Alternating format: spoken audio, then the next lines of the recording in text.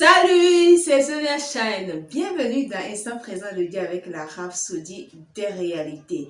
Comment est-ce que vous allez? J'espère que vous avez passé un bon week-end. Quant à moi, je rends grâce à Dieu.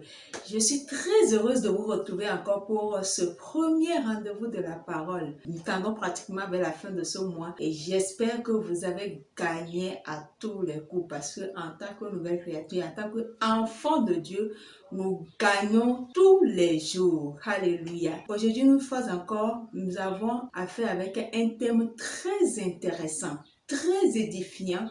Un thème qui, quand moi-même j'ai ouvert la Rhapsodie d'aujourd'hui, j'ai lu le titre. Je criais seulement, j'ai dit ouais, oui, c'est ce que nous sommes. Sans plus tarder, le thème du jour est intitulé comme suit. Nous sommes du côté de l'équipe gagnante. Alléluia!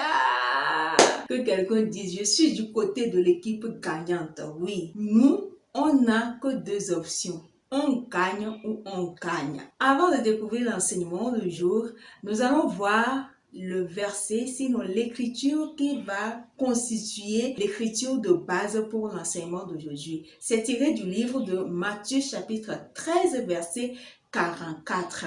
Là, il est écrit, le royaume des cieux est encore semblable à un trésor caché dans un champ. L'homme qui l'a trouvé le cache et dans sa joie, il va vendre tout ce qu'il a et achète ce champ. Qu'est-ce qui est caché derrière cette parabole? C'est quoi la métaphore derrière ce verset? Quel est ce champ et qu'est-ce qui est ce trésor-là qui est caché dans ce champ? Et qui est cet homme bien, cette personne-là qui l'a découvert, le cache et va vendre tout ce qu'il a pour pouvoir acheter tout le champ. C'est de cela qu'il sera question tout au long de cet enseignement. Pour commencer, ce champ-là dont la Bible fait allusion ici, c'est le monde entier. Alléluia. Le monde entier appartient à Jésus. Il a acheté le champ tout entier. Il a acheté tout le monde entier. Et si nous remontons toujours dans le chapitre 13 du livre de Matthieu, au 38e verset, nous fait savoir que le champ, c'est le monde. La bonne semence, ce sont les fils du royaume. Toi et moi. Vous et moi. L'ivraie, ce sont les fils du malin, les incroyants, les incrédules, ceux qui ne croient pas à la parole de Dieu. La Bible les appelle l'ivraie. Donc, Jésus-Christ gouverne ce monde. Ça veut dire quoi? Ça veut dire que nous aussi, nous gouvernons ce monde. Parce que la Bible nous fait savoir que tel Jésus est, tel nous sommes dans ce monde. Alléluia. Que quelqu'un dise, tel Jésus est, tel je suis dans ce monde. Ce qui est intéressant, la domination et le règne de Jésus-Christ sur ce monde est indiscutable. C'est absolu. C'est comme cela, il n'y a pas de débat autour. Personne ne peut dire le contraire.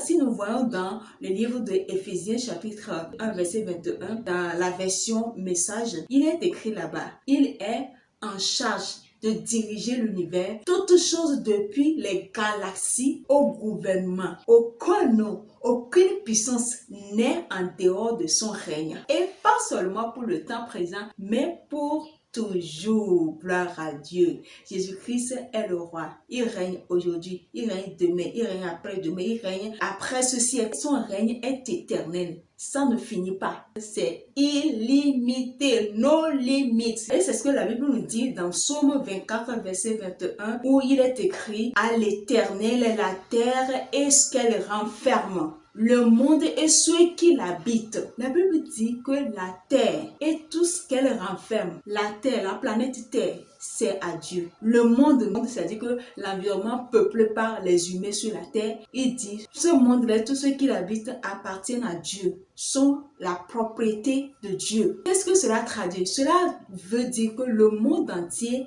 nous appartient. Parce que, mine de rien, nous savons à travers la Bible, par la foi, que nous sommes des enfants de Dieu. Je suis un enfant de Dieu. Je suis héritière de Dieu, tu es héritier de Dieu, ils sont héritiers de Dieu, vous êtes héritiers de Dieu et en plus nous sommes héritiers ou bien héritiers joints avec Christ. Tout ce qui appartient à notre Père, en tant que Père, créateur du ciel et de la terre, le monarque de l'univers, nous revient automatiquement. Nous bénéficions automatiquement de cela. Donc, si notre Dieu gouverne, nous gouvernons avec notre Dieu. Alléluia.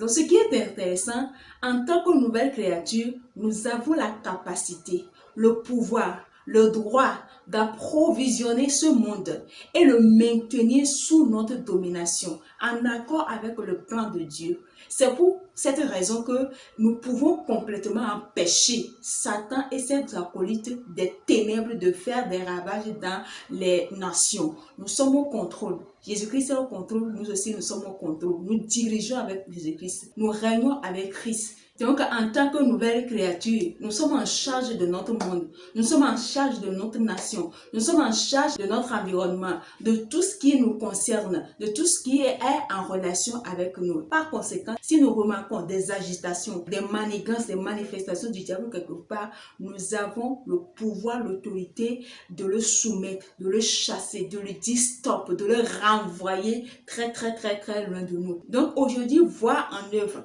les politiques de l'antéchrist dans les nations du monde au moment où nous, c'est-à-dire l'église de Jésus-Christ, nous sommes encore ici, n'arrivera pas. C'est ce que je viens de dire.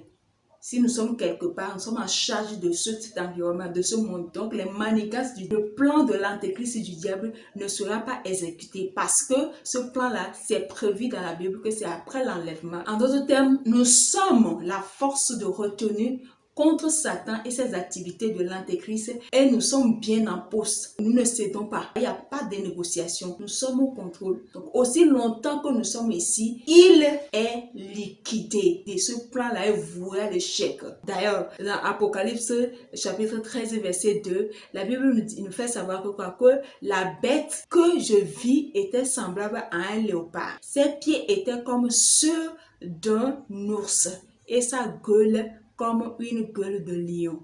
Le dragon, le diable, lui, l'antéchrist, donnant sa puissance et son trône et une grande autorité. Nous voyons ici la description de l'antéchrist, le diable, la bête, sa description et ce qu'il fera après l'enlèvement. Mais Dieu soit loué, nous avons déjà l'autorité sur Satan. La puissance que Satan donnera à l'antéchrist n'importe pas, ça ne compte pas. Ce n'est rien comparé à notre domination et autorité en Christ. Le conseil de pasteur pour nous aujourd'hui, c'est de maintenir notre focalisation sur la parole de Dieu. Tout ce qui doit compter pour nous en ce moment, en tant que nouvelle créature, c'est la parole de Dieu.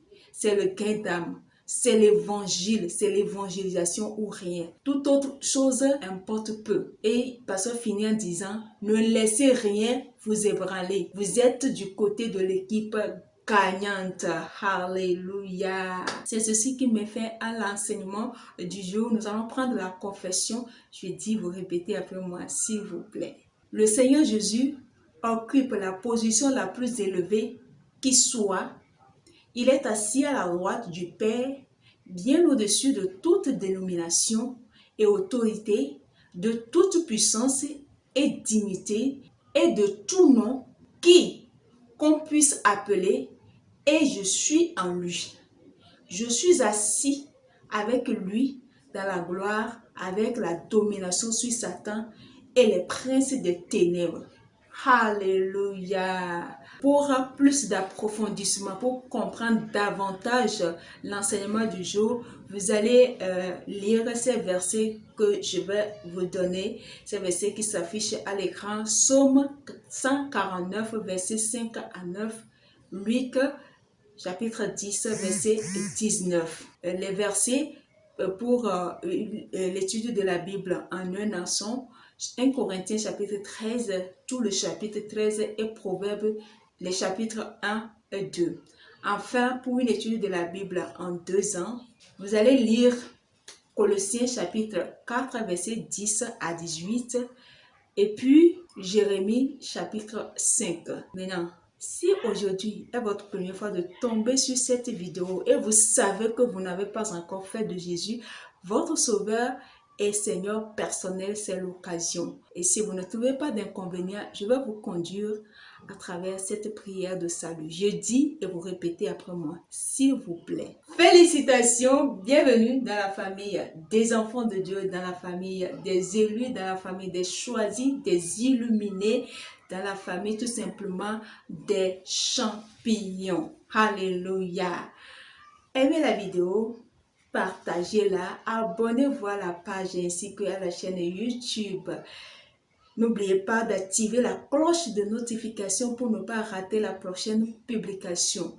Bien évidemment, laissez vos commentaires et suggestions en bas de la vidéo pour plus d'amélioration. Si Jésus tarde à revenir, je vous donne rendez-vous sur mercredi prochain. D'ici là, portez-vous bien. Au revoir.